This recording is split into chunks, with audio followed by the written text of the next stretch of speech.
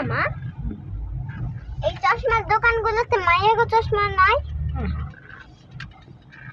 আইয়া পড়ছি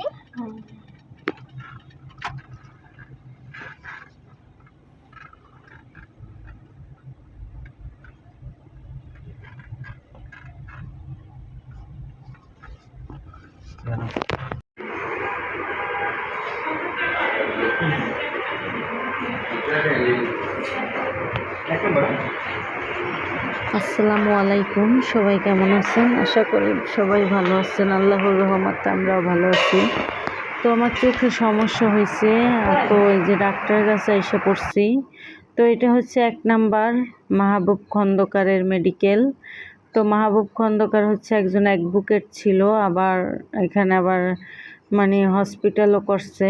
তো উনি মারা গেছে। তো যাই হোক, আমরা এখানেই চোখের ডাক্তার দেখাই। তো আমিও আগেও দেখাইছি 2 বার, কিন্তু এই সময় না চশমা দিছিল, কিন্তু চশমাটা ইউজ করি নাই, শুধু ওষুধ খাইছি, কিন্তু কাজ হইতেছে না। এখন ইদানিং এত সমস্যা, আমার চোখ এত ব্যথা করে, চোখে ব্যথায় মানে চোখ দিয়ে উপরের দিক তাকানো যায় না, সাইডে কোনো দিক তাকানো যায় না, তাহলে অনেক ব্যথা লাগে, ব্রেনতে অনেক চাপ পড়ে।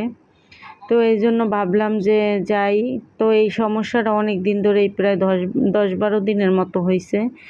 তো পরে আজকে আর ভালোই লাগতেছিল না, মানে কয়দিন যাবত অনেক সমস্যায় ভুগতেছিলাম। তো ভাবলাম আজকে মিমের বাবাও বাসায় আছে, ঢাকা শহর তো পানিতে একদম ডুবে গেছে। তো মিমের বাবা তো গাড়ি নিয়ে বের হতে পারতেছে না, তো বলতেছে তো চলো আজকে যাই। তো আমাদের বাসা থেকে আর কি 40 টাকা 30 টাকা রিক্সা ভাড়া, তো তাও আমরা গাড়িটা নিয়ে আসছি, রিক্সা পাইতেছিলাম না, পরে গাড়ি নিয়ে এসেই পড়ছি। তো যাই হোক, আমাদের ডাক্তার দেখানো শেষ, চোখের ডাক্তার দেখাইলাম, পরীক্ষা করলাম, তারপরে চশমা বানাইতে দিছি। তো আমার আগে একটা ফ্রেম ছিল, ওই ফ্রেমটা আবার ভালো লাগতেছিল না, নতুন আর একটা ফ্রেম দিয়ে আবার চশমা বানাইতে দিছি। 1400 টাকা খরচ হয়েছে।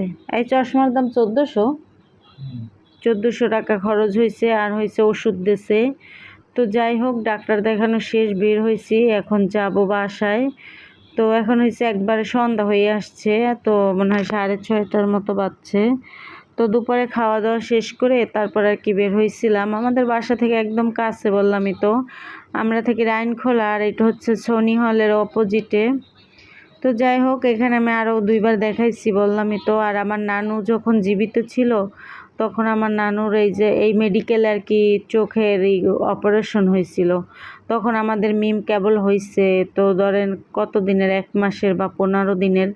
তো তখন আর কি 7 বছর আগে আমার নানুরে দেখতে এই মেডিকেলে ফার্স্ট আসছিলাম। তখন আমরা এই জায়গায় থাকি না, কুড়িল বিশ্ব রোডে থাকি। পরে আমরা তো 1 নাম্বারে আসছি থেকে, মানে চোখের ডাক্তার দেখানো লাগলি এই হসপিটালে দেখাই। এই হসপিটাল আসলে কি অনেক সুযোগ সুবিধা আছে।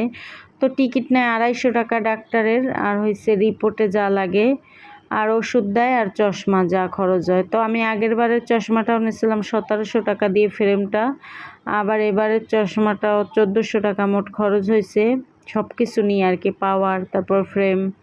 তো যাই হোক, আমার ফ্রেম আগেরও ছিল, এটা আমার ভালো লাগে না, এই জন্য নতুন আর একটা দিলাম। তো ডাক্তার তো দেখানো শেষ, বাসায় চলে যাইতেছি। এই যে সোনি হলের এই জায়গায় আছি, এখন আর কি বাসায় যাব। আর হয়েছে বাসায় এত তাড়াতাড়ি ঢুকবো না, একটু নদীর পাড়ে থেকে ঘুরবো, ঘুরে এসে পরে বাসায় যাব। আসলে কি বাসায় ভালো লাগে না, আর বৃষ্টি, তারপরে আবার আমার তো চোখের সমস্যা এত হয়েছে, চোখের সমস্যার কারণে মাথাটাও অনেক ব্যথা করে। তো যাই হোক, বাসার দিকে যাইতে থাকি। আর আজকের ভিডিওটা কেমন লাগছে অবশ্যই কিন্তু কমেন্টে জানাবেন। আর ভাবলাম যে যেহেতু ডাক্তারের কাছে যাই, তো আপনাদেরকেও একটু আপনাদের সাথে একটু শেয়ার করি। তো সারা পথে আর ভিডিও করি নাই, নামার সময় ভিডিও করি নাই, একদম এই জায়গায় আইসা, তারপর গেটের সামনে আইসা তারপর ভিডিও করলাম। তো যাই হোক, বাসার দিকে যাই। আলিপ হয়েছে কোচিংয়ে গেছে, আর মিম তো আমার সাথে আসছে। তো চশমাটা কালকে সন্ধ্যায় ডেলিভারি দেবে। তো এই যে রাতের বেলা এখন মিমের বাবা আমাকে চোখের ড্রপ দিয়ে দিতেছে, চোখের ড্রপ দিছে, তারপর চোখে মানে এইটাই মনে হয় ভিটামিন, না এটাই ভিটামিন, মানে চোখে ভিটামিন দিতে বলছে। তো যাই হোক, এই যে ভিটামিন দিয়ে দিতেছে। তো ওষুধও খাইয়ে নিচ্ছি, 2 কোয়ালিটির ওষুধ দিছে। তো যাই হোক দেখেন আমার চোখের অবস্থা আমি এত বাজে, আমি তাকাইতে পারতাছি না। তো যাই হোক আপনারা সবাই দোয়া করবেন আমার জন্য যাতে চোখের ব্যথাটা মানে ভালো হয়ে যায়। তো আজকের ভিডিওটা কেমন হয়েছে অবশ্যই কমেন্টে জানাইয়েন। আজকের ভিডিও আর বড় করব না, সবাই ভালো থাকবেন, সুস্থ থাকবেন আর আমার পাশে থাকবেন। আর ভিডিওটি কেমন হয়েছে কমেন্ট করবেন। আর এখনও যারা চ্যানেলটি সাবস্ক্রাইব করেন নাই অবশ্যই সাবস্ক্রাইব করবেন। আল্লাহ হাফেজ, শুভরাত্রি।